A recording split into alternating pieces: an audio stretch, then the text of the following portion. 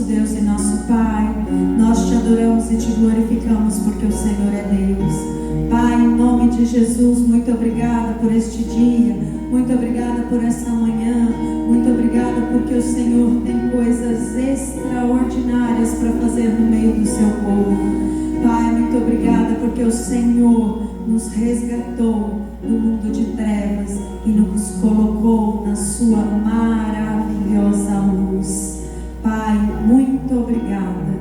Amém e graças a Deus. Aleluia. Dê a sua melhor salva de palmas para Jesus.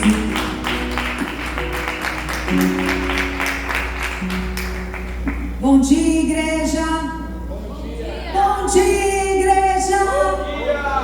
Amém. Vamos nos assentar. Hoje nós vamos falar sobre um assunto que faz muito sentido para nós cristãos. Nós vamos falar sobre a redenção. E nós louvamos ao Senhor por isso. Hoje é um dia muito especial, também nós participamos da ceia do Senhor.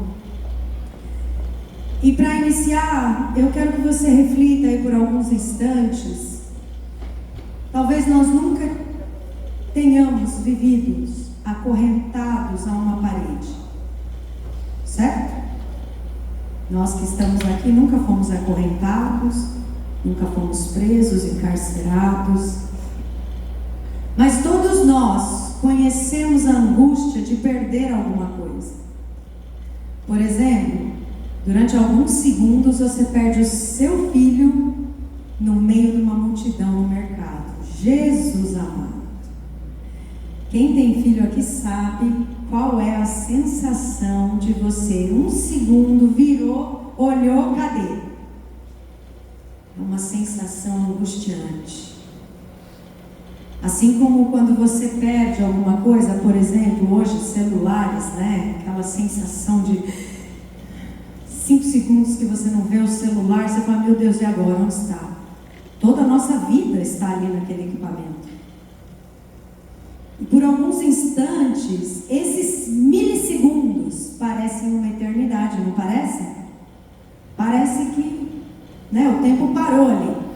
Agora imagine algo infinitamente maior. Era uma humanidade inteira que estava perdida, escravizada, sem forças para fugir e sem recursos para comprar a sua própria liberdade, sem esperanças para voltar para casa. Exatamente assim que a Bíblia descreve o homem depois da queda.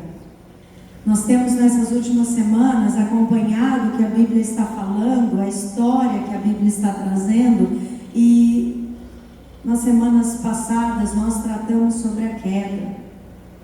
E após essa queda, é aqui que a gente chega, é um homem sem vida, é um homem escravizado, é um homem acorrentado, é um homem preso e sem condições de se libertar.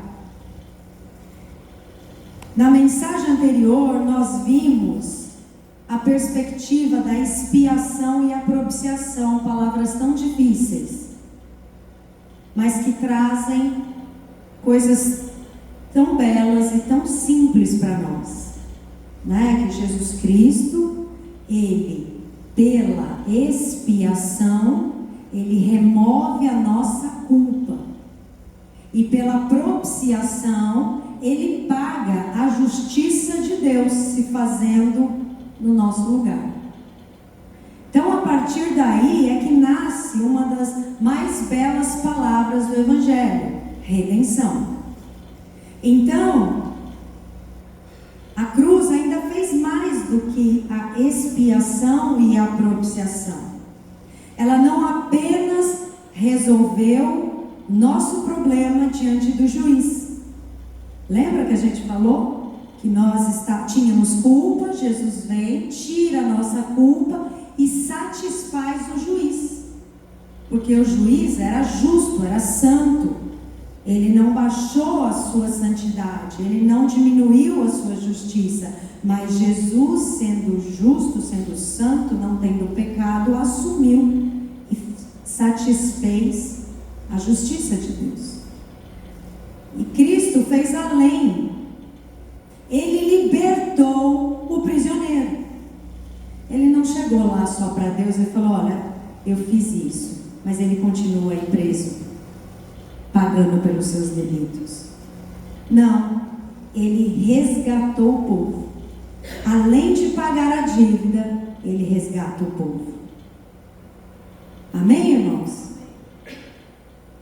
Tem como você parar e analisar a dimensão de que você não só não tem mais culpa, não só Cristo satisfez a justiça de Deus, mas agora você está liberto. Vamos abrir as nossas Bíblias em 1 Pedro, capítulo 1. Nós vamos ler do verso 18 ao 21. 1 Pedro 1, 18 a 21. Diz assim: sabendo que não foi com coisas corruptíveis como prata ou ouro que fostes resgatado da vossa vã maneira de viver, que por tradição recebeste dos vossos pais, mas com o precioso sangue de Cristo, como de um cordeiro imaculado e incontaminado, o qual, na verdade, em outro tempo foi conhecido, ainda antes da fundação do mundo, mas manifestado nesses últimos tempos por amor de vós. E por ele credes em Deus, que o ressuscitou dentre os mortos e lhe deu glória, para que a vossa fé e esperança estivessem em Deus. Amém? Nós vamos ver aqui que Pedro, ele vai nos conduzir a 4 verdades sobre redenção, que é sobre isso que nós vamos falar nessa manhã. Então, número 1, por que precisávamos de redenção? Mantenha aí sua Bíblia aberta, nós vamos deixar Pedro falar conosco. Verso 18, Pedro começa dizendo: sabendo que fostes resgatados. Ele começa pelo resgate, porque ninguém valoriza a cruz sem antes perceber o tamanho da sua prisão. Você já reparou que você está aqui porque você tinha um problema na sua alma? Você tinha um problema na sua vida. Ninguém acorda pela manhã de um domingo ensolarado e diz assim: oh, que dia lindo, eu vou à igreja. Não, nós estamos aqui porque nós entendemos o tamanho da nossa prisão. Nós entendemos que nós estávamos mortos e presos em nossos pecados, em nossos delitos. Talvez nós não entendíamos como, mas nós sentíamos a culpa. Nós sentíamos um peso. Quantas vezes você deve ter pensado, a não ser que seja só eu, mas eu nunca matei, nunca roubei, nunca me prostituí. Não é assim? Eu sou gente boa. Mas aquela culpa, aquele peso ainda estava dentro de mim. E muitas vezes nós estamos aqui porque nós entendemos que nós tínhamos essa culpa, esse peso dentro de nós. Então, se houve resgate, é porque já havia um cativeiro. Ninguém paga para libertar alguém que é livre. Quando a pessoa é pega e ela é levada para a prisão, você pode ir lá pagar a fiança e ela ser julgada em liberdade, certo? Você vai pagar a fiança para alguém que está livre? A pessoa está lá andando na rua e diz: vou pagar sua fiança. Não faz sentido. Se houve um resgate, houve um pagamento, é porque havia um cativeiro, havia uma prisão, e eu e você estávamos nessa prisão. Imagine um homem que está preso há tantos anos, que já se acostumou com as correntes, não tenta nem escapar, já nem acredita que exista liberdade. Esse é um homem sem Jesus Cristo. Ele não acredita que existe liberdade. Ele não acredita que existe outra forma de viver, se não viver com o peso do pecado, se não viver com o peso da culpa.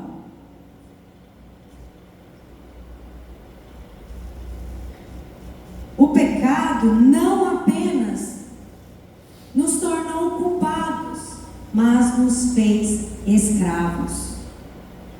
Talvez seja a maior tragédia da queda. Olha o que acontece. O pecado seduz, domina e por fim convence o homem de que ele é livre. O homem pensa que está governando a sua própria vida, mas na verdade ele é governado pelo seu pecado. Por isso que quando nós vamos falar de Jesus, muitos falam: eu não preciso de Jesus, eu estou bem. Você já falou de Jesus para algumas pessoas? Eu estou bem, eu estou tranquilo. Ele está tão acostumado com as correntes do pecado, com aquela escravidão, que ele não sabe viver de outra forma. Ele não sabe sentir a liberdade. Pedro afirma que fomos resgatados. E essa escravidão aparece na Escritura de 3 maneiras. Primeiro, a Bíblia fala da sentença da lei. A lei era justa, a lei ela é boa, a lei é santa. O problema nunca esteve na lei, mas em nós. Porque ela revela o santo caráter de Deus e expõe o nosso pecado, declarando assim a nossa culpa. Então a lei é um problema para nós?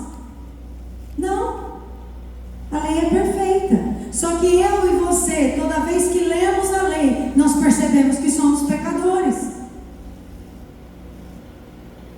Por quê? Porque antes a lei falava: você não pode adulterar. Perfeito, não pode chegar ao ato. Mas quando Cristo vem, ele fala: não é só isso não. Se você pensar, você adultera. Percebe como a lei mostra que é muito mais do que um simples ato, porque ninguém acorda pela manhã e fala: hoje eu vou matar 15. Não, isso é pensado, isso é maquinado, isso já faz parte da nossa natureza. Ninguém acorda de manhã pensando: hoje eu vou sair nesse belo dia, uma segunda-feira ensolarada, e vou adulterar com o primeiro homem que eu encontrar. Não, isso não existe. O pecado já está dentro da nossa mente, do nosso coração. Então a lei, ela só veio para mostrar o nosso pecado.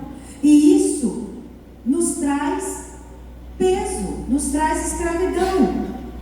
Gálatas 3,13 diz assim: Cristo nos resgatou da maldição da lei. A lei nunca foi dada para salvar. Foi dada para nos mostrar a necessidade de um Salvador. Amém? Quando você lê a lei, não pense que você vai conseguir cumpri-la. Mas lembre-se: eu necessito de um Salvador. Pode dizer comigo: eu necessito de um Salvador. Eu necessito de um Salvador.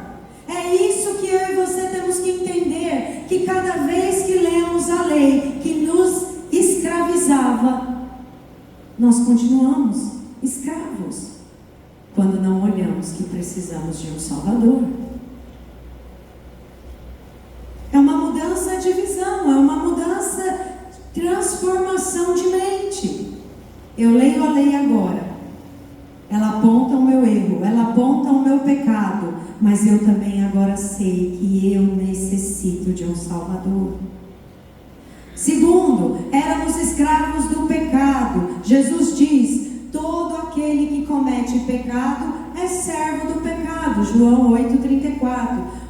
O pecado não era apenas um ato perdido, mas era o Senhor. O pecado prometia liberdade, mas entregava escravidão. Prometia vida, mas trazia morte.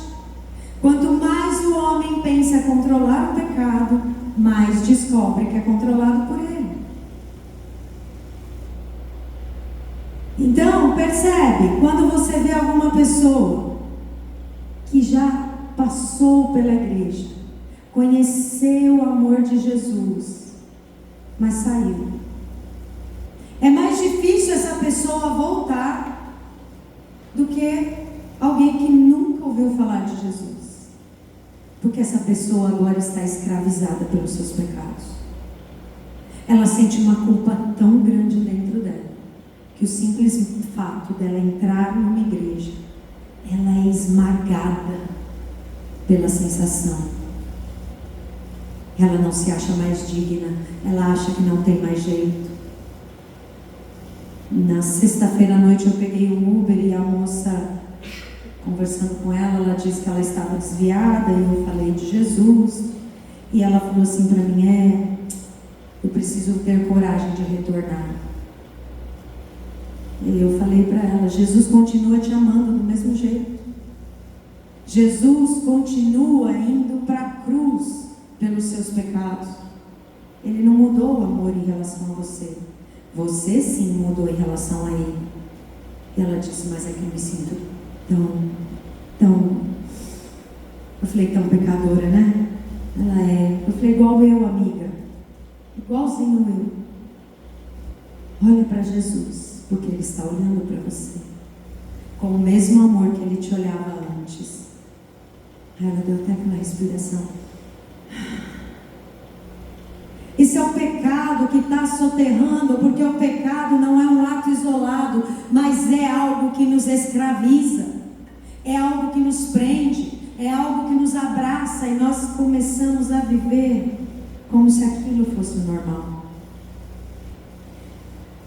Então, nós vivíamos pela lei, pela sentença da lei, escravos do pecado, e também vivíamos sob o domínio das trevas. Paulo escreve, o qual nos tirou da potestade das trevas, Colossenses 1,13. Satanás não cria apenas o pecado, mas ele o explora, ele acusa, ele engana, ele mantém o homem longe de Deus. Perceba como essa realidade nos ataca diariamente. O pecado produz a culpa. A lei declara que realmente você é culpado. E o inimigo usa essa culpa para você se manter preso. Olha como a nossa batalha é enorme. Você batalha todos os dias contra tudo isso. Já parou para pensar? Como nós somos mais que vencedores em Cristo Jesus? Porque se você está aqui nessa manhã é que você venceu essas batalhas. Você conseguiu entender que mesmo que o império das trevas se levante com mentiras, você vai continuar olhando para Cristo. Aleluia! Mesmo que você erre, que a lei mostre que você está em pecado, você vai continuar olhando para Cristo. Faz toda a diferença na nossa vida. Ninguém consegue salvar a si mesmo. Um escravo não compra a sua liberdade. Ele precisa de alguém que venha de fora. Essa é a necessidade da redenção. Tem como eu ser presa e eu mesma pagar minha fiança? Não tem. Porque quando a gente é preso, o que acontece? A primeira coisa que tiram da gente é o quê? Os nossos documentos, nossa carteira, tiram tudo. Você tem direito a uma ligação. Tem como eu pagar minha fiança? Falar, não moço, espera aí, eu tenho um cartãozinho aqui, eu já passo. Não tem. Tem que vir alguém de fora e pagar a nossa fiança. Percebe? E é isso. Nós estávamos presos, acorrentados, no pecado, sob a lei, sobre as trevas. E aqui a necessidade da redenção. Quando o mundo chama liberdade de autonomia, de poder, de ausência de limites, o Evangelho nos pergunta: quem governa o seu coração? Quem governa o seu coração? Porque a verdadeira prisão sempre foi espiritual. Somente Cristo pode libertar quem está morto em seus pecados e seus delitos. E aí Pedro continua e responde naturalmente: se a nossa escravidão era tão profunda, qual foi o preço do nosso resgate? Vamos ler aí? Nos versos 18 e 19, Pedro responde: o preço da redenção não foi com coisas corruptíveis, como prata ou ouro, mas com o precioso sangue de Cristo. Todo resgate exige um preço. Nenhum tesouro humano poderia comprar uma alma. Prata e ouro compram quase tudo entre os homens, mas nenhum dos dois compra perdão. Somente o sangue de Cristo. E aí, continue aí na sua leitura. Pedro ainda fala: o cordeiro o quê? Imaculado e incontaminado. Que contraste! Nós éramos culpados, ele perfeito. Nós escravos, ele era o filho.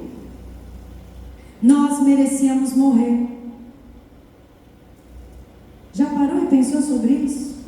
Sempre nos dias de ceia a gente fala: traga memória, traga memória. Dias de ceia é para a gente pensar mesmo. A cruz era minha, a cruz era sua. Éramos para estar pregados naquela cruz. Já pensou sobre isso por um segundo? Mas aí veio o Cordeiro imaculado, incontaminado, e se entregou voluntariamente para a nossa vida. Durante séculos eram oferecidos cordeiros. Cordeiro, cordeiro, cordeiro, nós já falamos aqui. Um era imolado, o sangue era derramado, o outro era expiado, levava os pecados para longe, simbolicamente. Mas todos esses cordeiros morriam e continuavam mortos. Nenhum resolveu definitivamente o problema do pecado. Cada altar revelava silenciosamente que o cordeiro havia de vir. E aí João Batista declara em João 1:29: eis o Cordeiro de Deus que tira o pecado do mundo. Aleluia! Ele veio, agora não é mais bichinho, não é mais um cabrito, não é mais uma ovelha que é morta, mas agora ele veio, assumiu o meu lugar, o seu lugar, e pagou o preço. Toda aquela esperança encontrou seu cumprimento. Cristo não veio repetir sacrifícios, ele veio encerrar, acabou, foi o último. Agora nós entendemos o preço da nossa liberdade. A cruz não apenas removeu a nossa culpa, ela comprou a nossa liberdade. John Stott escreve: a essência do pecado é o homem substituir Deus. A essência da salvação é Deus substituir o homem. Foi isso que aconteceu. O próprio Filho de Deus tomou o nosso lugar, pagou o preço. E mais do que pagar o preço, ele abriu a prisão, aleluia, ele quebrou os grilhões. E aí Pedro continua falando do Redentor. Quem é esse Redentor que nos traz a redenção? Pedro continua: conhecido, olha aí na sua Bíblia, verso 20, ainda antes da fundação do mundo. Depois de mostrar a nossa escravidão, o preço do resgate, Pedro agora apresenta o Redentor. Mas perceba que Pedro não começa em Belém, no nascimento de Jesus. Ele não começa lá, mas ele começa na eternidade, aonde? Antes da fundação do mundo. Aleluia!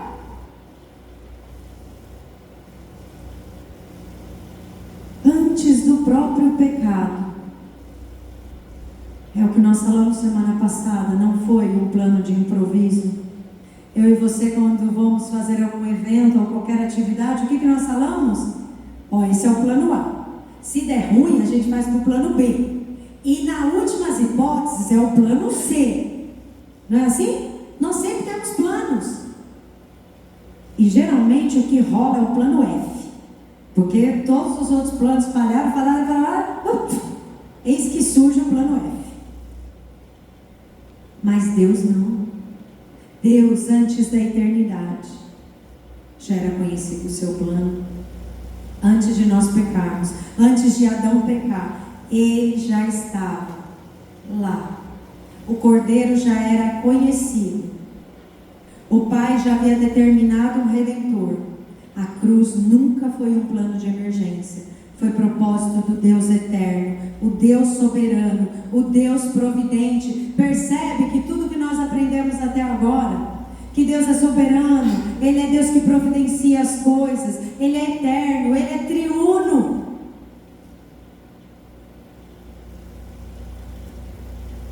É o mesmo Deus que escreve desde a eternidade a história da redenção. Por isso Jesus declarou em Marcos 10, o Filho do Homem veio para dar a sua vida em resgate de muitos.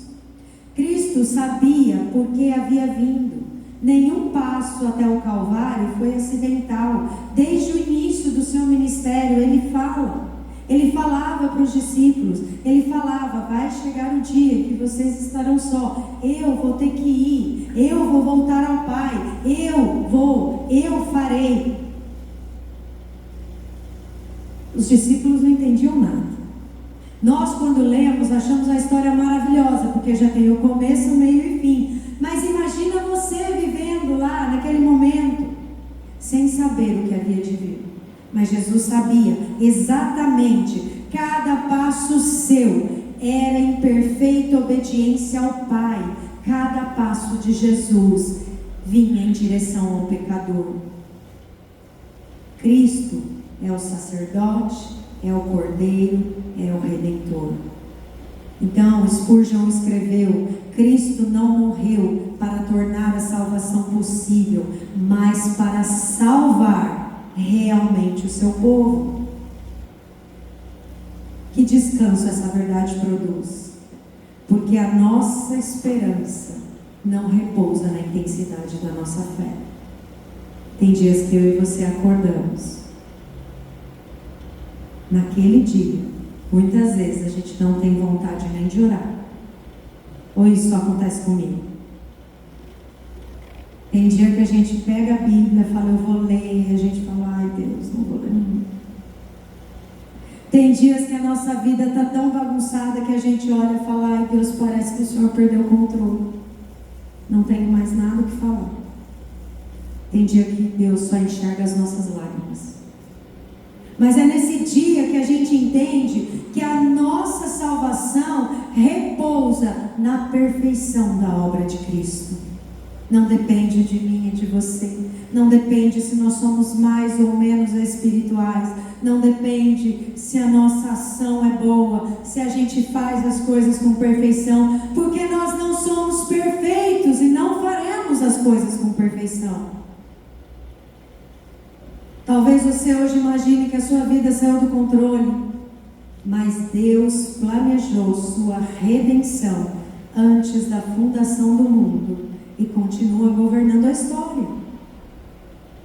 Pensa que Jesus, quando a gente lê lá o início, o caminho que ele percorreu, o momento, nós falamos que aquele tempo que Jesus nasceu e que o seu ministério aconteceu, aqueles 3 anos, nós chamamos esse tempo, essa cronologia de Kairos, é o tempo perfeito de Deus. Não é simplesmente um tempo qualquer, mas é o tempo perfeito. Por quê? Porque naquela época, quem que dominava? Os romanos, e eles fizeram o quê? Estradas, para que o evangelho fosse propagado depois. Quem estava dominando a cultura? Eram os gregos. Por quê? Porque eles estavam conversando sobre vida pós-morte, ou seja, todas as coisas culminaram para que aquele momento fosse um momento perfeito para a vinda de Cristo, para a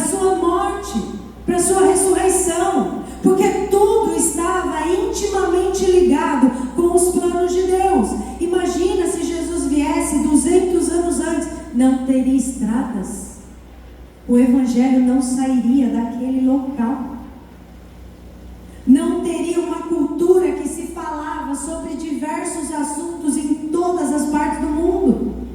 Percebe como foi detalhado o plano de Deus? Agora pensa, um Deus que planejou todas essas coisas, levantou reinos, derrubou reinos. Ele não está olhando para mim e para a sua vida. Ele está olhando para mim e para a sua vida com detalhes. Eu e você que não abrimos os olhos, eu e você que não entendemos que nós estamos vivendo um momento perfeito de Deus. Mas a luta está grande, mas ela vem para nos transformar. A situação está difícil, mas isso vem para nos aproximar do Criador.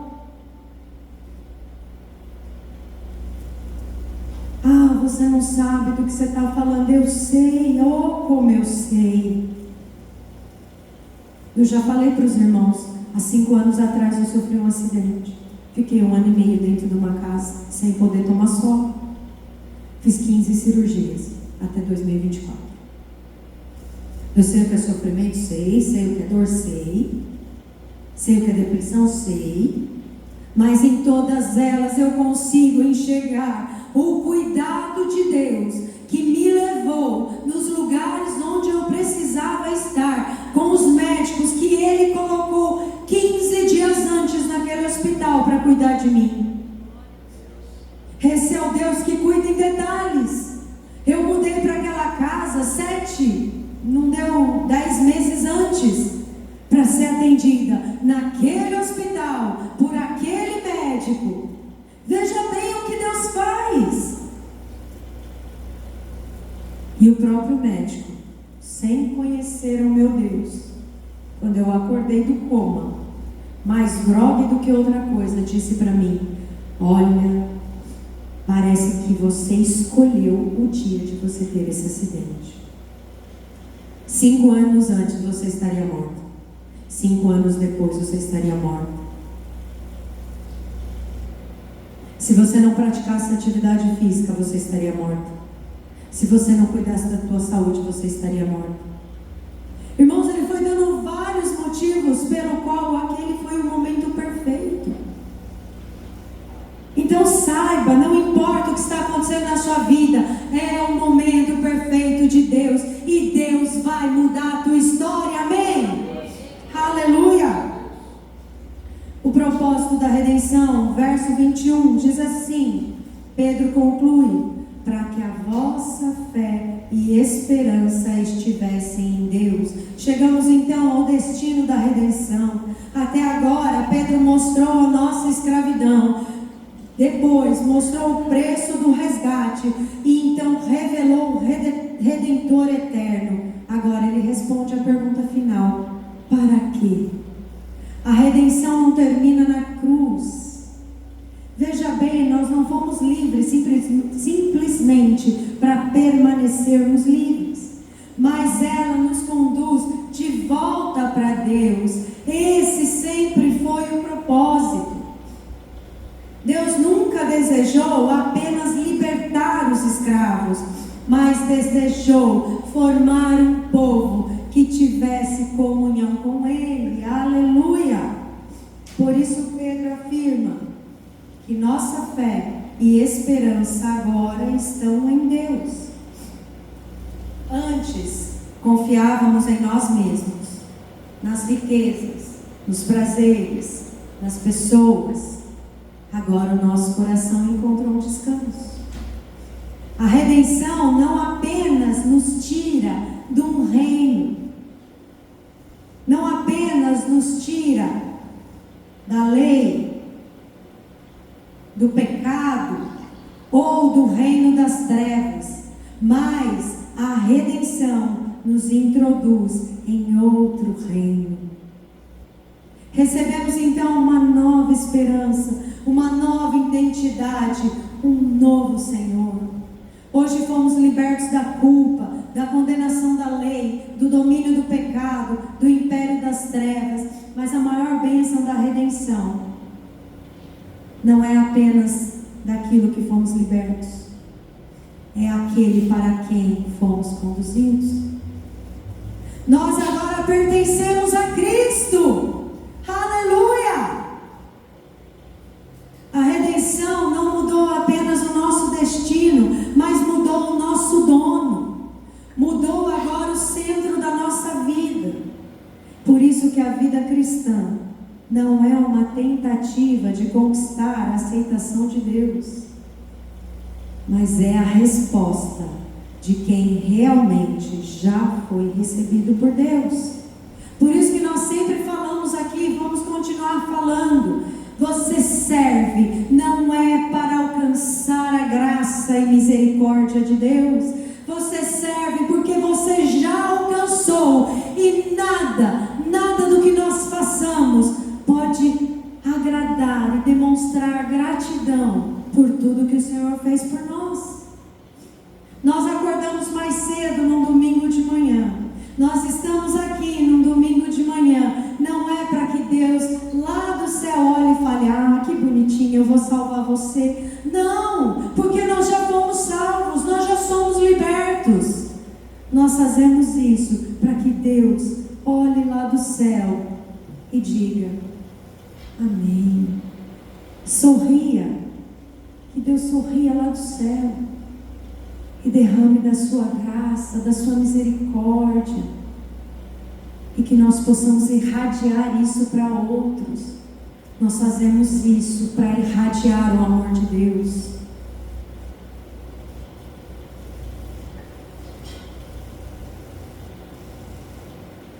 A resposta de quem já foi recebido por Deus está escrito lá em 1 Coríntios 6:20.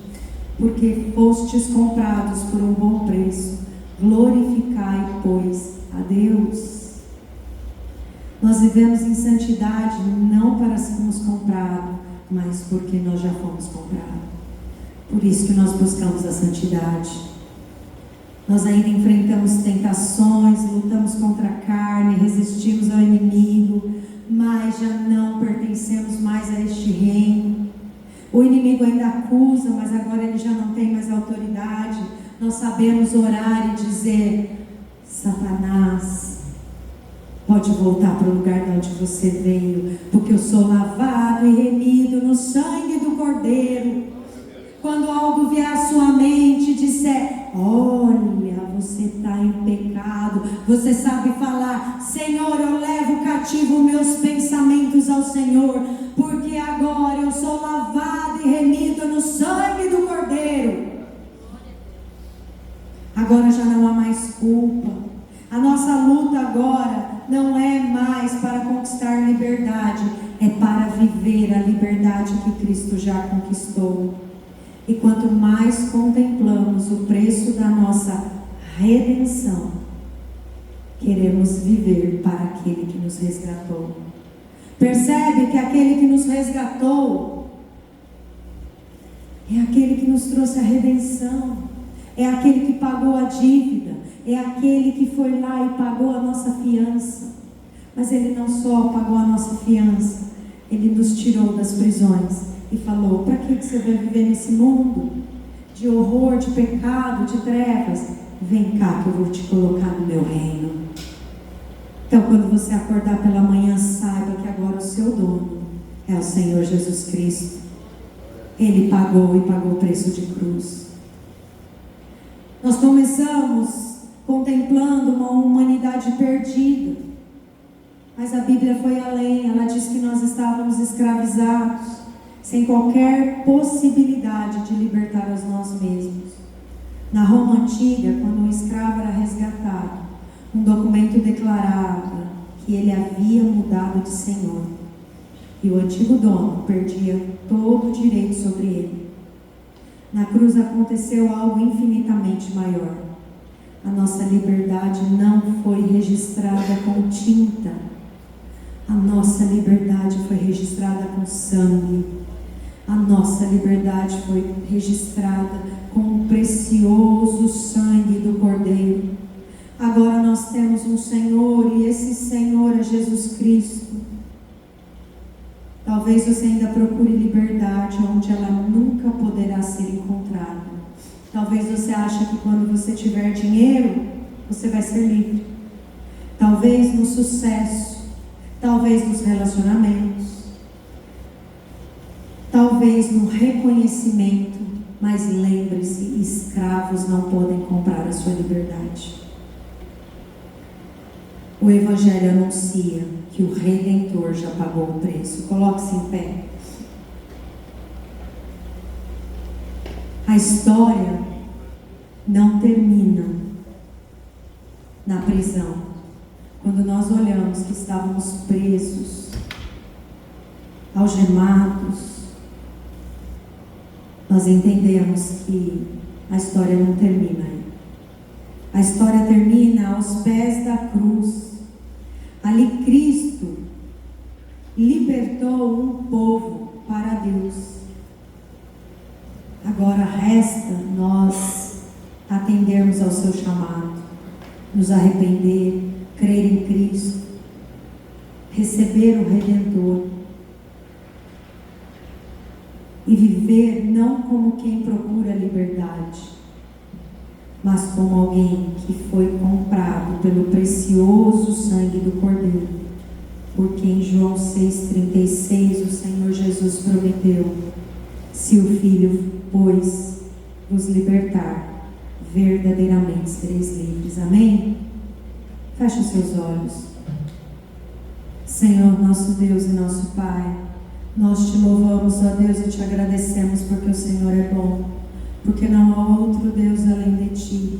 Nós te agradecemos, ó Deus, porque através da redenção o Senhor Jesus pagou um alto preço e hoje já não somos mais escravos nem do peso da lei, nem tampouco, Senhor, dos nossos pecados,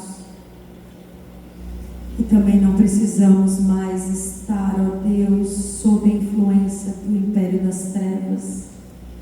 Mas hoje nós somos livres, aleluia, nós somos livres para adorar ao Senhor, nós somos livres, Pai, para clamar o nome de Jesus, nós somos livres para te adorar e te glorificar. Por isso, Senhor, que nessa manhã nós possamos, ó Pai, mudar a nossa visão e sairmos daqui, Senhor, crendo que somos livres para adorar a Deus. Em nome de Jesus, Senhor, que o Teu Espírito Santo continue falando aos nossos corações e que nós possamos, cada dia que passa, nos apropriar de tudo aquilo que o Senhor já conquistou na cruz do Calvário. Em nome de Jesus. Amém. E graças a Deus.